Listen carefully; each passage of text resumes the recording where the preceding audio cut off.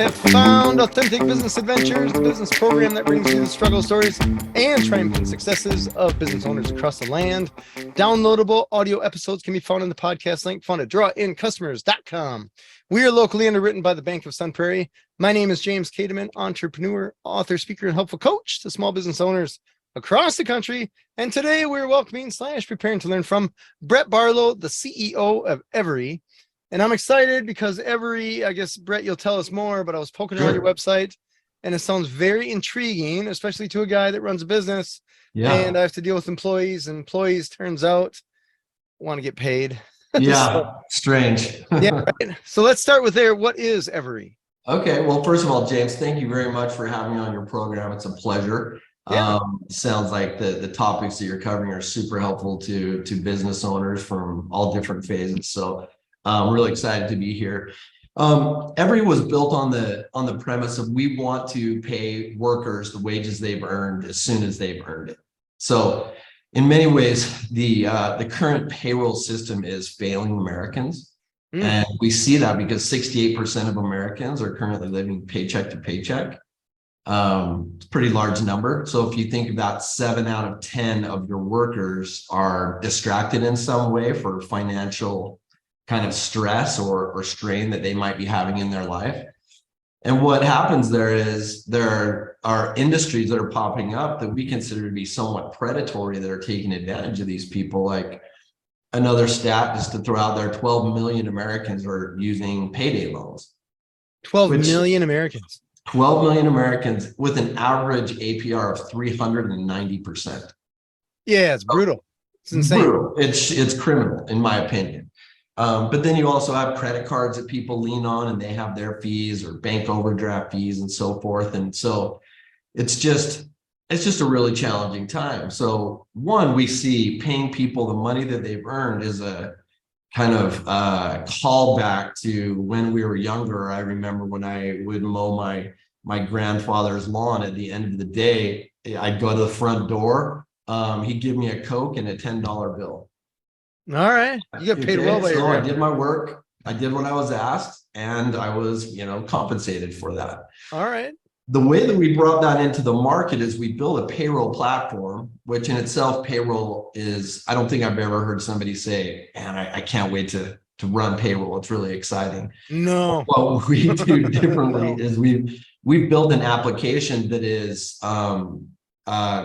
Uber-esque for payroll. I guess you could say it's mobile friendly.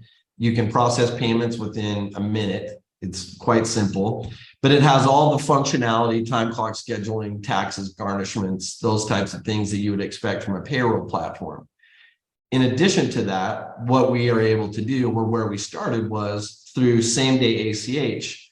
The manager receives a text message, they slide, they approve it, and that person is paid by 3 p.m. the same day that they worked. Or if it's submitted in the morning, by 2 or 3 p.m. in the afternoon, so same day. So when we founded this 4 years ago, that was really fast. I mean, faster. It's incredibly fast. Really anybody, yeah. Still fast, yeah. And that was becoming kind of not the expectation, but people were tuning into, why don't I have access to these earnings when I'm giving really a labor-free loan to these companies for 2 weeks, and they're just kind of holding on to my money. Well, now with Zelle, Venmo, Stripe, all these things, the new kind of age worker it's more of an expectation that they'll be paid faster. So some people have moved to weekly. We have just released instant pay. So what we're able to do in addition to our platform is we also integrate with other platforms. So vertical specific platforms that are, say, providing services for, say, landscaping or lawn cutting or food delivery or last mile delivery, things like that. Well, we're able to connect with them or embed into their application. So once a worker completes their task, their delivery, their requested job, we're able to pay them within 30 minutes of that job being done. So it's instant. Wow. Sometimes it's in, honestly, with less than 5 minutes. So it's very fast. We accomplished that we have a card program where we can put the money on the card in your pocket right now that you have, which allows us to pay people 365 days a year. Wow. So weekends, holidays, instant pay. It's vertically integrated or standalone. And I guess one of our secret sauce is we're able, so people, when they hear this, it sounds hard. It sounds really hard to them. Like, how am I going to handle that with my accounting, my general ledger with books, processing payroll every day? Well, we have a credit facility, and for our customers that are approved for that, we make the payments for them on our credit, and then they just settle up with us at the end of their regular payroll cycle. So actually nothing changes for the company at all. We make the payment, the approved payments for them, pay their employees instantly. And at a time post-pandemic that we're in, recruiting and retaining is, as you and I were chatting about earlier, is a real challenge for companies. So if you're not going into an office and you have things like gym memberships or free lunches or some of the things to entice workers to come in, there's something now tangible that an employer is able to offer to their workers that we will pay you instantly. There's a dirty little secret actually out there in payroll where large traditional payroll companies, so if your payroll is due on the 15th of a month, you typically have to submit your payroll on the 12th, something like that, a couple days early. Well, companies like ADP have interest income. So they're making hundreds of millions of dollars by holding on to people's payroll funds. So they're not really incentivized to move quickly. Their businesses are built around it. It's 5 to 7% of ADP's revenue. Wow. All right. We hit, So it's funny you say that because we had a recent, I messed up. I forgot about Martin Luther King Day being a bank holiday. Right. So I submitted payroll. It was due on the 15th. 15th was a Sunday or something like that. Yep. So the crew should have actually received their pay on Friday, but they didn't end up receiving it until Tuesday. But the money was out of my account on Wednesday, like the previous. That's exactly what I'm talking about. We're talking 5-6 days for the bank or payroll company to just camp on the money with no, there's nothing that I can do. It's greedy. There's no reason for them to innovate because they're making that money. And it's kind of been kind of the 4 or 5 standard companies that have done it. And now there are a lot of other companies like Everee that are focused on this kind of new age of payroll and payments. So something that's unique to us is we're able to handle 1099s and W-2 workers. And we're really focused on contingent workforces. So gig economy businesses, delivery, door-to-door type sales, hourly workforces. Those are kind of, I would say, more vulnerable to pay discrepancies or not quite making it to a pay cycle, to the end of the pay cycle. And, they're coming to their employers for short-term loans. They're saying, can you front me some money so I can get through the paycheck? Well, now you don't have to do that. They can come into our app and just press cash out, and they get paid the money that they're earned when they want it. Interesting.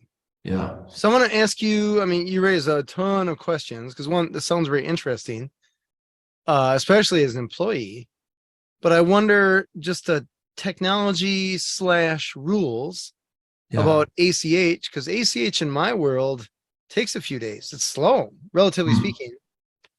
It's not like the money is out of our account, but it's not yet reached the other account. And I always think of those movies where they're like, give me all your money, transfer $40 million at this moment. And they're like, it's in your account. It's in your account. Yeah. And I'm like, I don't think that's how banks work. Yeah. Well, something that really facilitated the launch of Everee was 2018 same day ACH was brought to the table in an affordable manner. So we're able to process same day ACH, where ACHs typically were at least 24 hours, maybe 48 hours in the past.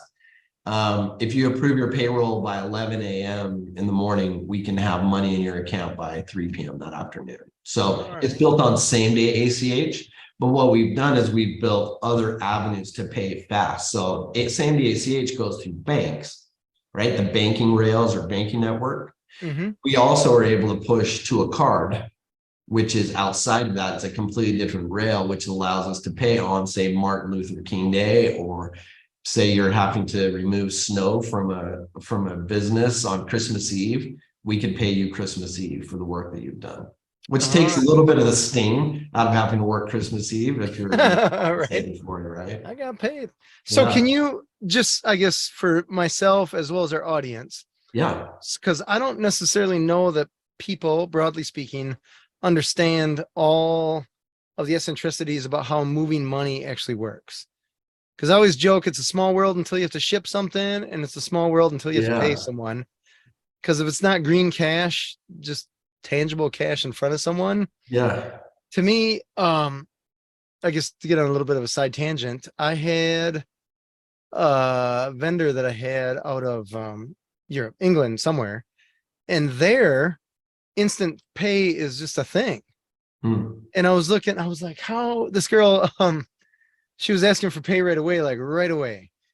And I kept looking like, I don't even know how to do that. Because you look at PayPal or Venmo and stuff like this to cross the ocean. Apparently there's a delay and all this kind of stuff. So it's interesting. So can you talk with us about how ACH typically worked, how same day ACH works, and then how the logistics of how putting the money on the card bypasses a lot of that?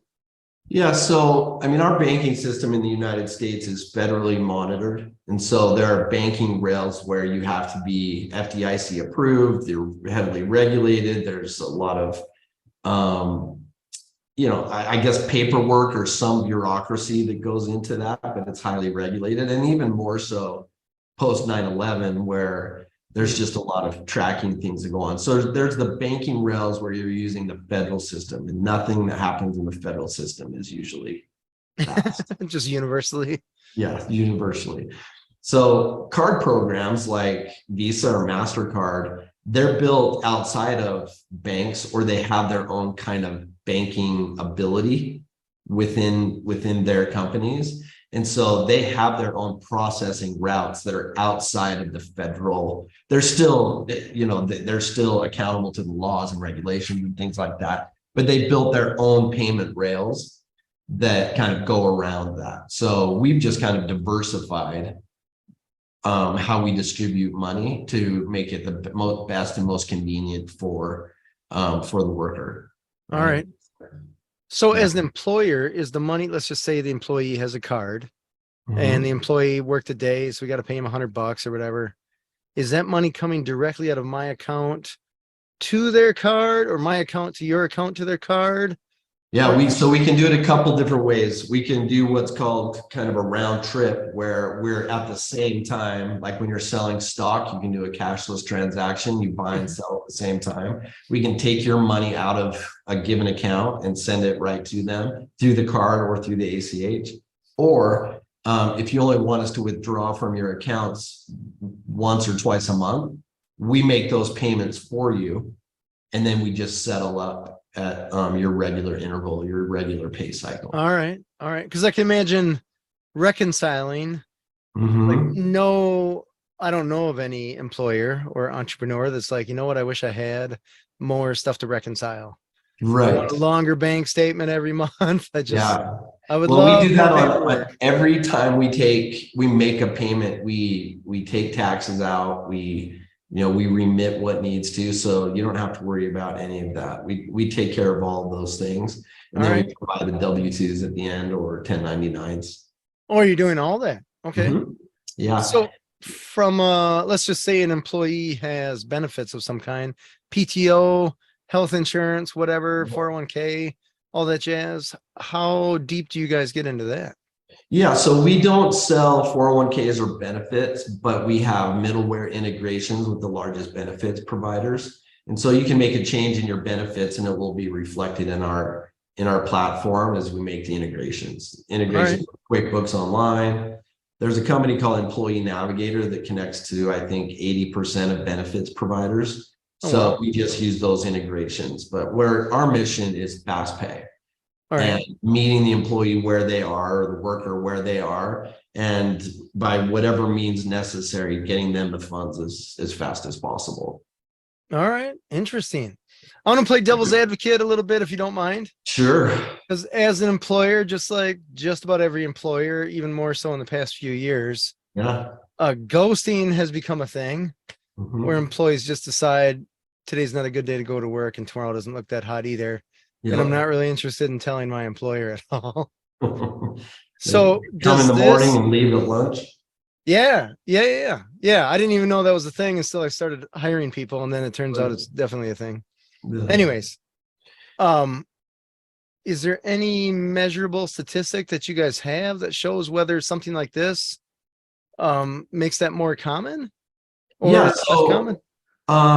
so what we found is that retention rates for employers increased by 30% when they're paying Holy their money cow. faster.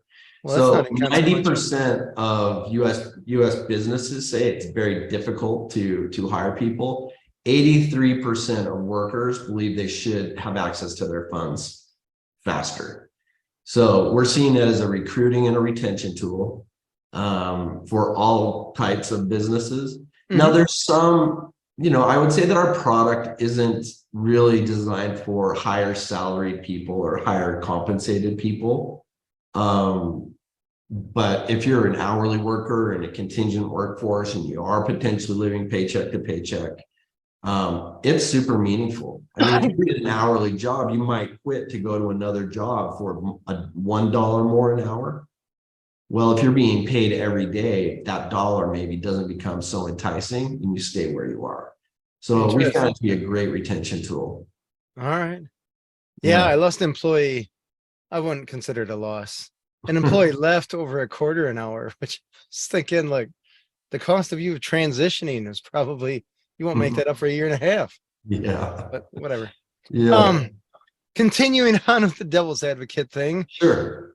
a lot of people that I imagine are essentially your target market from an employee standpoint I don't mean to sound judgmental or anything, but if you're not making a lot of money, it's probably tougher to be good with money, right? Yeah. It's probably pretty easy for people with a lot of money to say that they're good at money because Yeah. they have enough, quote unquote, right? So if you're not that great at money and you get it every day, Mhm. and at the end of the month you got to pay rent or buy groceries or something like that, then you've been getting your money and spending your money as you bring it in and it goes, and you're like, ah, crap, I got to Yeah. pay Maybe rent. it's doing a disservice in that instance. Yeah. So I would say that 10% of all workers are going to mismanage their money, and nothing that I do or you do or a relative or a financial consultant is going to help them. They're going to spend beyond their means, maybe rely on credit cards, or there's just going to be some problems.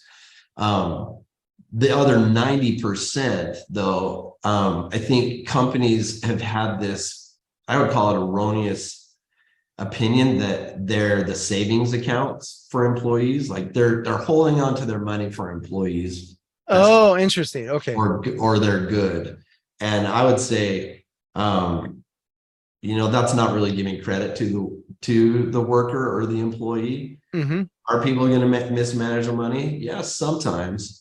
But also, when you have access to money faster, it gives a greater value to the dollars that you've earned. So, Mm. for example, if you're looking to buy a television set and you're an hourly worker, maybe working part-time, and that television set is $500. Mm-hmm. When you go into your bank account and you're being paid every day, that television set equates to 5 days of work, as an example. Mm-hmm. So it causes additional thought of, okay, is it really worth? Because I worked hard those 5 days. Is it really worth it for Oh, me to do interesting. that? Okay. So what I found is it puts a greater value to the money and the way that they save it, spend it, use it. So there's certainly a risk of it. There are some people, I agree with you, that just for all the efforts in the world, they just don't manage their money well. Right. But for the majority, I think it provides a greater value to the money for the hours they've worked and the time they put in, and puts a value to those dollars. Interesting. All right. All right. The other thing that I wonder is from an employer standpoint, Yeah. I'm doing payroll or having payroll taken care of twice a month. And I guess I never even thought about doing it day to day because that's more paperwork. and I hate doing payroll when I have Yeah. to do payroll. So I can only imagine, like, I got to collect all the hours at the end of the day, send them out. That means that I or my bookkeeper is spending more time because that's every day instead of twice a month.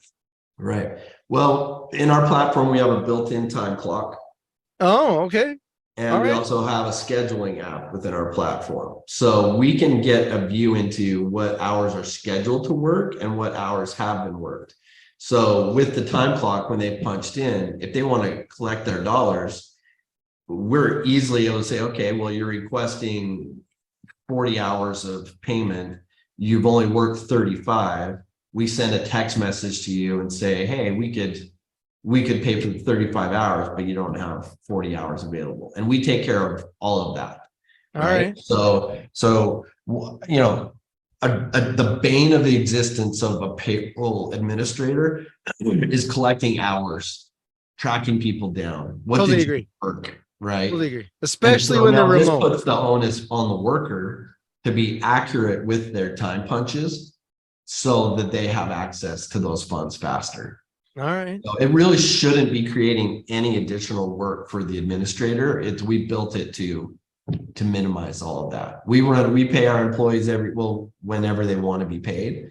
But for those that are paid daily, that our payroll person, he's told me 90 seconds to run All pay. right. So just so I understand, is this something where the employee says, hey, I want to cash out? So it could be daily, weekly, or just whenever the wind blows in their direction, or is it automatic daily or weekly? So we have in the onboarding process, this is another thing. We take the onboarding away from the HR manager and put it to the worker. So we have a really slick onboarding process. And in that onboarding process, the administrator has said, this is what I want to offer to my employees. Daily, weekly, bi-weekly, semi-monthly, pay your way is something that we call just kind of a cash out. So whatever options are made available by the company, the employee can choose those in their onboarding. So if they want to be paid daily, we just send a text message to the administrator at the end of the day that says, these are the hours. And generally, you know what your normal payroll is within a certain delta. So if it's within that range, you just swipe it left and you can pay them. So it's pretty slick. Right. So it's not automatic because someone has to approve it. Mm-hmm. Because we're sending dollars. So somebody has to approve it, but the approving process it's quite simple. It's just app-based and you can do it from your phone, in your car, wherever. Interesting. Tell me about PTO. Like an employee takes the day off, but they still want to get paid for that day. Is it essentially the same? We accrue the PTO. So we take care of the PTO. We have PTO policies built into our product. So, if they have PTO that's available to them, we'll keep track of that and we'll know that those hours are available for them to cash out on. Interesting. All right. Yeah. Sounds like we thought of a lot, but it's hard. We did the hard stuff first by building a payroll platform. Right. But having that has allowed us to move into these contingent workforces where there's maybe 10, 20, 30 W-2 employees that are working in a business and maybe 10,000 1099s that are doing kind of gig work, part-time work or something like that. And we're uniquely positioned where we can serve both of those groups. Interesting. Yeah, it's funny because I'm in the process of hiring. I've looked at a lot, like hundreds of resumes. And it's interesting because you look at a lot of them and you think maybe these guys are treating their jobs like gigs instead of careers or even something that you want to stay more than a week at. Yeah, a lot of, and this has come, I think, out of the pandemic. A lot of people have these gig jobs. Some of them have 3 or 4 that they work. They work for Uber, Lyft, DoorDash, and they love the flexibility. And this goes into the payments. There's a flexibility or a desired outcome for time and access to things that is kind of sped up over the last couple of years with expectations. And I think we fit like a glove to where the market is going with that. Yeah, when did you guys first launch? We launched in April of 2018. Okay. When we incorporated. It's been around a little while. Yeah. And then you came on when? Okay. I came around in 2019 or the February 2020. All So right. I've been here 3 years. Perfect time. Ready or not. Perfect timing to come in. Started. So I was on the board of directors, and then was asked by my partner Ron Ross to join as CEO. He's the president. I can tell you a little bit about our history. It's kind of interesting, but Yeah, please. it was 6 weeks before the pandemic really hit. So that was a crash course in leadership and management, because we were an in-office company, and now we're fully remote, or I would say we're flexible. We have an office, but it's flexible work All right. space. Yeah. Are the majority of your employees software and developers, HR people? The majority are product and engineering. We have Okay. some in operations, a little bit smaller in sales and marketing. But given that we want to be a product-led organization, we've really heavily invested in our product and engineering. All We have right. to stay ahead of the curve. Got So some great people there. All right. You, I believe, had to go through, or I guess Everee had to go through funding. Is that, or chose to go through funding? Is that right? Yeah. Yeah. Funding is an adventure. It's not fun. It's really hard. It can be very rewarding once it comes through. And I don't think people understand the amount of work that goes into raising money from it. It becomes a CEO's primary job when you're in that phase, but it takes people from all finance, product and engineering, like our operations, to really put something together. We raised a seed round of $4.5 million in 2019. Wow. We raised an Congrats. A round in 2020 in April. So 3 months after I arrived, $10 million. Wow. And then last year, we signed an exclusive partnership deal where we received $45 million in funding that was non-dilutive, because it was a partnership and not venture or private equity. So the gap in between those, I can tell you, when your sales aren't growing quite the way you'd like them to, or feel like you need them to, and your cash deposits, your runway is decreasing, that's an incredibly stressful moment for people in the business. But I would say specifically for the CEO, because families' lives are, impacted, and you see Right. all these layoffs that are happening around it. And Mhm. fortunately, we've avoided all of those reduction in force, knock on wood. Mhm. And we're on a great trajectory right now. But Nice. yeah, raising, I 45 think, is million. important. One thing is, I've been involved. I came up through marketing, so I've been in the C-suite for 15 years. Been around fundraising, reported to boards in small increments, but I've never been the guy, the guy that they called, right? And so that's been a thing. Like, how do I manage a board of directors? And one of the challenges in fundraising is making sure you get the right types of investors, because there are dollars out there that you can go get. But I think there's kind of smart money and dumb money.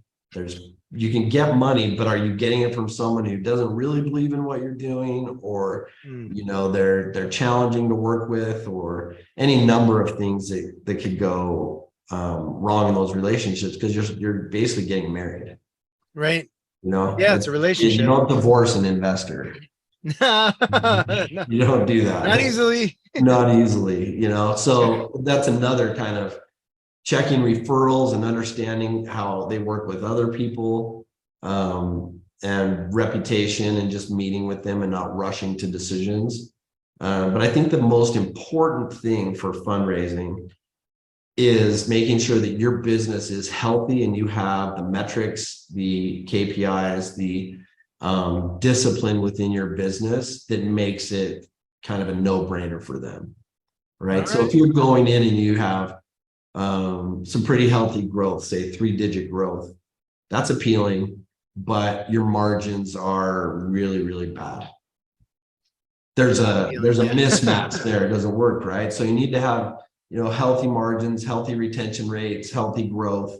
And if you can hit those main points, most people, you can get money, and you can have your choice of people. If you end up in a place where you maybe don't have the discipline in your business, your options get limited in who is willing to give you money, and therefore you might end up with a partner who honestly could make your life kind of miserable. All right. Yeah. Tell me, the 45 million, that's a huge nut. Yeah. So somebody or a few people think that things are going well or will go well. Yeah. So one of the main things, the verticals that we were trying to penetrate were restaurants. It's a huge total addressable market, tips, hourly wages. And we're finding it really challenging to penetrate that market because they have point of sale solutions that everything is connected with their back end accounting, inventory, job costing management, all of those things. And they either had their own payroll or they were connected with Toast or some of these others were big. So we were having a hard time penetrating that. We ended up speaking with a point of sale group that does I think they have something like 40,000 restaurants, and they came to us thinking that they might acquire us. And then that conversation turned to a partnership because I felt like we had too much runway and it was just I didn't feel like it was an appropriate time for us to sell. Mm-hmm. And they were trying to extend their platform or their product offering, and payroll was a natural fit. And they'd gone to a lot of different people. We just happened to be at the right size of our business. Like if they went to an ADP is huge. They're not going to kind of work with them like that. So we actually put our teams together. We sold them a copy of our code, and it's fully integrated and running. And we were able to do that again for that 45 million cash and stock. Wow. Yeah, it was. I'll tell you, that was a good day. That was a good day, knowing that you have runway, people are safe in their jobs, but also it gave us the opportunity as a small business to invest in places that we've been holding off on. Mm-hmm. Right. So we've seen some of that growth and impact because of that. It was a really, it was a good day. Yeah. All right. I bet. And was that who, I guess, did you say they came to you or you went to them, or? We were mutually introduced by a VC firm that we had both worked with. So there was a mutual introduction, and we just kind of started kicking the tires. We're in the same kind of arena, developing a friendship relationship, and then conversations just kind of progressed from there. Start to finish, it was about 3 months. So not that long. Relatively fast. Yeah. And they're great people. I'm not going to mention who they are, but they're really good people, and they're doing great with the product, and we're proud to be working with them. Nice. So as you or your crew makes updates, does that get shared, I imagine, with them as well? It gets shared, and they have the opportunity to take those updates or not if they don't want them. But they also now have the ability to build custom things into our code just for restaurants. Oh, wow. Okay. Right. So they can build on it, we can build on it, and we can share there. But yeah, they're definitely focused on restaurants. But what that deal did was it opened my eyes to the fact that we've been selling one-to-one kind of small businesses, dry cleaners, construction sites. We rip and replace from their existing payroll. That deal really opened my mind to, hey, wait a minute. There's a vertical SaaS play here with our product. We weren't built for it at the time, but it was kind of a forcing function to think we could have a one-to-many go-to-market approach where we're selling to one account, but they might have hundreds of businesses that they're selling to. So I mentioned retention and acquisition and retention of employees as a benefit. There's also an addition of revenue streams for businesses that want to either white label or embed our product into their existing, because it's hard to build product, but it's really hard to build payroll products. There's so many complexities with taxes and just regulations and compliance and policies. So if they can essentially buy into that by embedding with us or having us embed with them, we're seeing a lot of demand there. I'm really excited about what the future holds. Nice. Tell me about some of the challenges that you've had since you got on board. Or let me back up a step. When you were on the board before you were CEO, right? That's correct. Okay, so you knew I mean, I imagine there's challenges before you get in the fancy chair. Sure. You get at the big table. It's not as fancy when you're sitting in the chair. I'll tell you that. It might seem fancy from the outside, but Right. it's not as fancy when you're in the chair. No, I get it. I get it. What have been some of the challenges just from start? And I guess as long as you've been in there that you've Yeah. seen that you guys have had to conquer or tolerate. Well, when I first took the position, this is my first time being a CEO. I had it in my mind that if I wanted to do something or I wanted to take the company in a direction, we would do that because I'm the CEO. Yeah, I'm the Well, boss, I'm right? the boss, right? You know, and it's just not that way. If you want to lead a healthy executive team and organization, there's collaboration that takes place. You have to be open and listen to other ideas, be able to admit when you're wrong. And there's been a learning process of that, I don't have to have all the answers. I don't have to be the expert at all things. I have really great people around me that are subject matter experts in finance and product and go to market. And so relinquishing some of that responsibility to them and just trusting was a real learning for me. And the benefits, are great. My kind of history has been, if I need something done, I just do it because I feel comfortable with me doing it. And I just can't do that anymore. So trusting a team, something that I've learned, really just not being afraid to ask questions and admit when you're wrong or you don't know. Something that I've had to do, and had great results from it. I've been humbled. I have definitely been humbled. I've had some really hard times, raising money is challenging. Maybe some people in the company have personal issues. It all becomes your issues, and in some fashion. And that's a lot. I feel accountability to that mental and emotional health of our employees. And when they're all virtual or remote, that can be somewhat challenging. I've found a group of mentors. Oh, nice. Okay. Take to lunch. People, they don't even have to be expert in the sense of doing what I've been doing for 20 or 30 years. I just need someone who maybe crossed the bridge that I'm trying to cross 2 or 3 months ago. They're just a little bit ahead of me. There's other people that, have far greater understanding or expertise they can share. But a mentor doesn't have to be, someone who's 20 years older than you. It could just be someone who's just a little bit further on the path than you. And I found that really helpful. They have an outsider's view looking in. Maybe they're not so close to the challenges. So finding mentors is something that's been really helpful to me as well.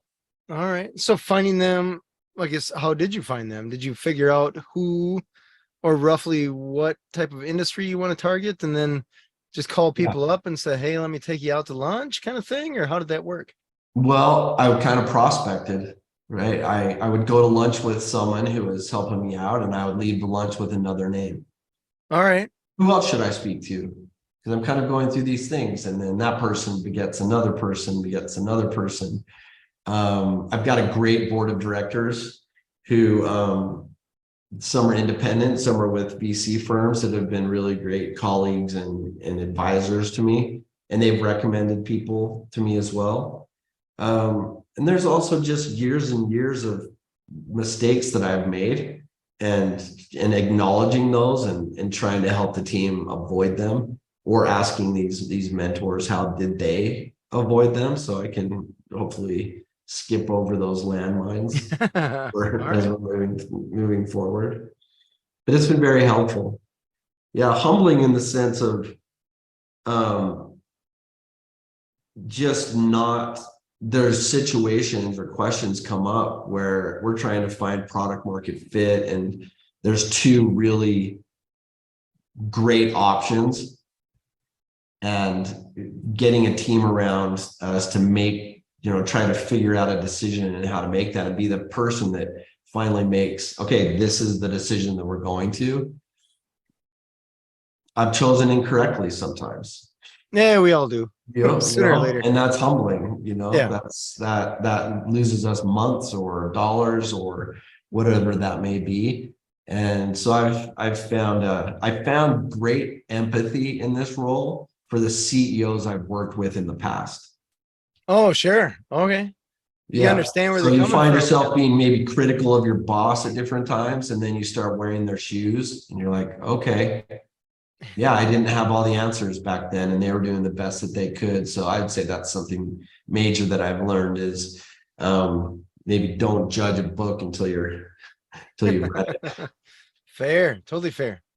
Tell me, when you're come to the board, well, first let's start with the board. How do you put together or figure out who you want on your board, and how much of a choice do you get versus the other? I suppose VCs just get a chair that's part of what they're buying. Yeah, the VCs typically get at least one chair and then an advisor seat or an observer seat. So that happens. I try to keep, odd numbers of boards. There's 7 people on our board right now. Oh, so you don't come at a standstill. Yeah. So All right. 4 are, I would say, so me and my partner on the board, we have 3 kind of institutional investors and we have 1 independent investor. And so I try to find people that are maybe experts or have scaled business in areas that I feel like we need a lot of help. Mm. So I've looked for product people, I've looked for go-to-market and sales people, finance people in different times. So if there's parts of the business that need assistance or guidance, I look for people that have that expertise that can be on the board, or in an arena or in an area where I'm weak or I'm not maybe as strong, someone that can support me and help provide that guidance. Board members will often refer or talk about other people, that you can go after. But it's a lot of networking and just trying to find the right person on there. But you need to have some independent members coupled with the institutionals, because they don't really have an agenda. The institutions, as good as they are, they want a return, and they're business people as well. So I think having the independence value, or I would call the independents kind of the subject matter experts, and the institutions are more like the market trends, raising money and helping through that. And the independents are more of the subject matter experts that they kind of balance out. All right. Interesting. Tell me about working with employees, specifically programmers and remote programmers. Because to me, programming, I know enough to be dangerous, probably not even that much. Nothing near what I would consider to be professional. Sure. And when I see or try to hire a programmer, I'm like, hey, I want this built, this little app built, whatever. I have no idea, no practical idea how long that should take. Were you just in my exec meeting yesterday? I was not. Just bug on the wall, right? Were you just there? Yeah, there's a couple ways that you can look at programming. One, there's a traditional kind of waterfall where you're spending a month or 2 months planning to the last detail what a product is going to be, and then you can say in week 2 we're going to have this, week 3 we're going to do this, and week 4 we're going to do this. Well, oftentimes what you find is when you get to week 8, when you're delivering the product, the market has changed or the needs of the business have changed and you've built the wrong thing, or it's not quite what it needs to be. So we work on an more kind of agile environment, and pick our priorities by the business. And I try to lock it down by quarter with our product engineering teams, where they're delivering things we reevaluate on a quarterly basis, but we're able to make kind of with guardrails, kind of quicker pivots. One of the challenges that I have faced in leadership is there are certain elements of a business that are highly quantifiable and highly accountable. Finance and sales are 2 of those. Mm-hmm. You close the books and the numbers are what they are. You either hit your quota or you didn't hit your quota. You drove a certain amount of leads or you didn't. On the programming and engineering side, there's much more art to that than science. So what I ask my team to do is to size projects without it causing, weeks of planning of a small, medium, or large. Like, are we Okay, looking that's for, those three. It fits in one of those. is it, so if it's a small, we think it's going to be about 3 weeks. If it's a medium, it's probably going to take us, a quarter to get that done, or 2 months to get that done. If it's a large, that's going to take one team an extended period of time, work through that. So what you end up having are kind of pebbles and rocks. Like, you pick the big ones. You probably heard the analogy before. I certainly didn't make it up. You pick the 4 or 5 biggest rocks that you want to accomplish, and make sure you're resourced for those things with somewhat of deadlines or deliverables attached to them. And then you can put the pebbles in there inside that will, you can kind of fill them in as needed. There's a lot of trust that goes into that, because I'm not an engineer. And so when someone says to me, well, no one ever says we absolutely can't do that. I've got a great team. Oh, that's good. Think creatively, but I will hear oftentimes, well, that's a really, really big, and I don't know how to quantify that, as opposed to other priorities and initiatives. So there's a lot of trust that goes into it, and trust is earned by, okay, you said this was small. You said it was going to take 3 weeks. After 4 of these projects, it's taken about 3 weeks. So we've got some history there. So some of that trust is earned. And on our executive team, either me or my partner, Ron Ross, have worked with everybody on the executive team in one capacity, not necessarily together, but in different places. So we formed a team that we'd work together. So there was that inherent kind of relationship or trust that goes into it. But analyzing the efficiency of engineering, I think I don't think anybody masters it.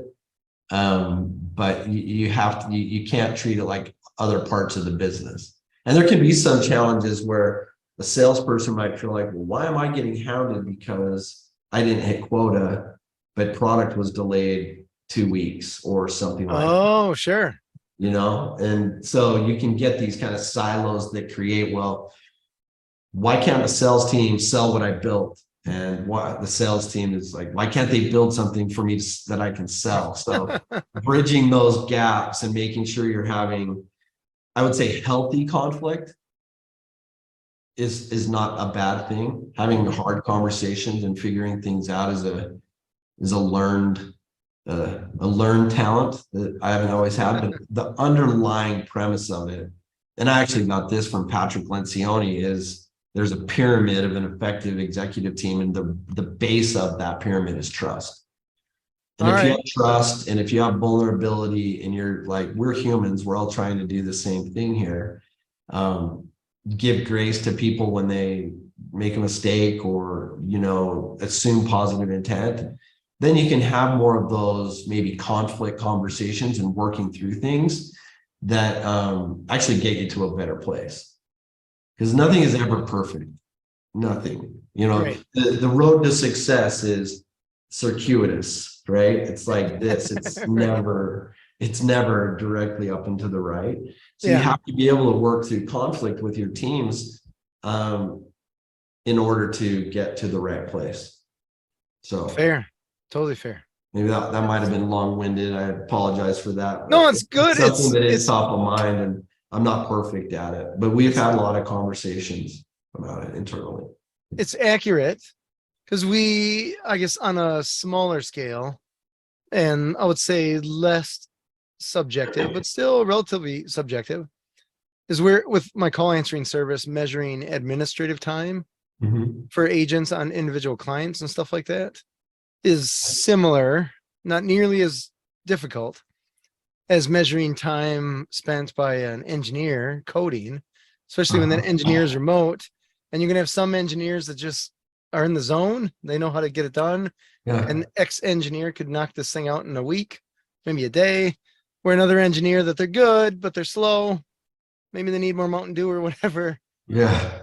But you're still like, it's still good. But if we're paying them hourly or salary or something like that, we're not necessarily getting apples to apples The return. same amount of output. Yeah.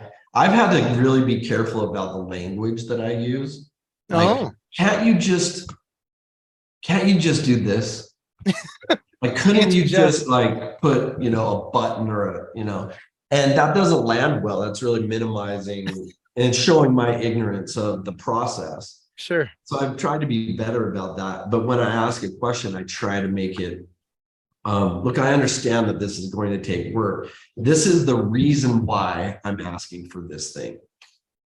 And so it doesn't just feel like what engineers really want to know is that the work that they do is going to be put to use. All right. I think there's stacks of code that just never gets used for because the company didn't have the right vision or direction or priorities changed. They want to feel valued and they want to feel their work is done. And if they understand the purpose for what they're building and why it needs to be in a certain time frame, I've seen them pin their ears back and really just dig in and go after it. But if you're just kind of saying like, hey, I had this thought over the weekend, why don't you change this? And with no context or reasoning behind it, that's not really motivating. In fact, it's probably demotivating because because you're taking away their purpose. They're not even defining what that purpose is. If you do that, yeah, it's you get worse results, in my opinion. All right. Interesting. It's interesting you say that now. I guess it's pretty timely because I've been giving tasks to my crew and I've been getting much better results when I tell them why I want the certain project done. Or before I was thinking, just do the project because I said do the project, right? And you have the bandwidth to do the project. So there's no reason that you need to ask why. And nobody outright told me, but there were times that I was getting something. I was like, that's not exactly what I want. So I tell them the purpose, one, so that they have a reason for why I'm asking for that.